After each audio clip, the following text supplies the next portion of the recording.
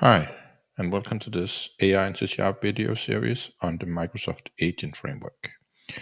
In this introduction video, I will explain to you what the Agent Framework is, where it came from, and how this video series will teach you the various aspects of working with it.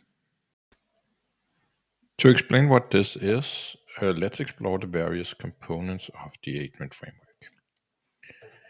It primarily consists of two main components, the first being the agents. Agents are features that can talk to various LLMs out there. That happens via prompts or other data. The data can either be direct from the user or could be data from an event the agent is listening to or a schedule in some way. Next, the agents have tools available. And those tools can retrieve additional data beyond the initial data it is given. But tools can also be actions to take, like, for example, placing an order in an ERP system or sending a message on the user's behalf. The second part of the Agent framework is its workflow component. This is as such nothing to do with AI, but instead a general workflow engine where you in C# can define a workflow as a predefined series of operations. It can, of course, support all the regular workflow patterns like simple condition nodes and even more advanced patterns like fan out, fan in, human in the loop, and so on. Both of these two components can be used 100% independently if you wish. So you are example not forced to use workflows and can only use agents or vice versa. But combined, you can make use of them to make agentic workflows, where you set some general rules for the agents, some general patterns for the workflow, and then you let agents choose what part to take through them in order to fulfill an overall goal. So now that we know the overall architecture of this, let's quickly have a look at the history and dependencies of this framework.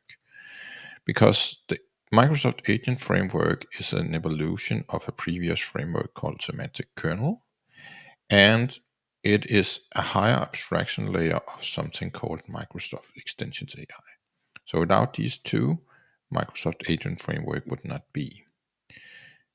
The Extension AI is the big component here, which is the low-level parts of the Agent Framework, and it's the one that makes sure that it can connect to all the different LLMs out there like OpenAI, Gemini, Anthropic, Claude, Grok from xAI, and the offline models like, for example, Llama.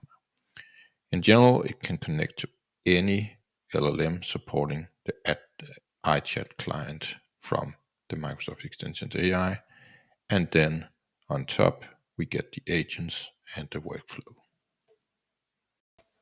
So now you know the basics, but there's lots more to learn. And that's the reason for this video series and its sample repository.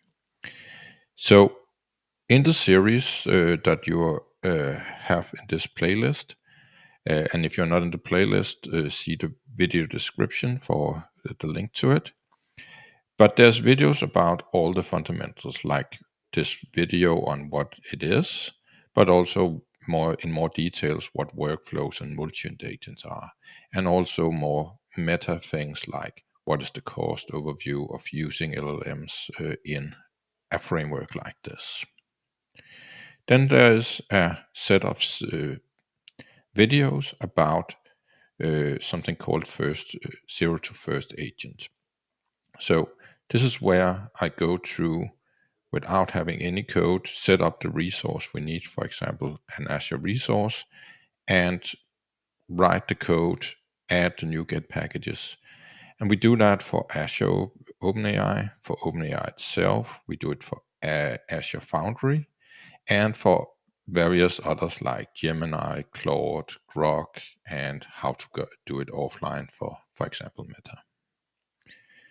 Then there's a bunch of videos about the agent features like conversations, tool calling, MCP, structured output, reasoning, token usage, and how to do multimodal, meaning how to input images and PDFs and stuff.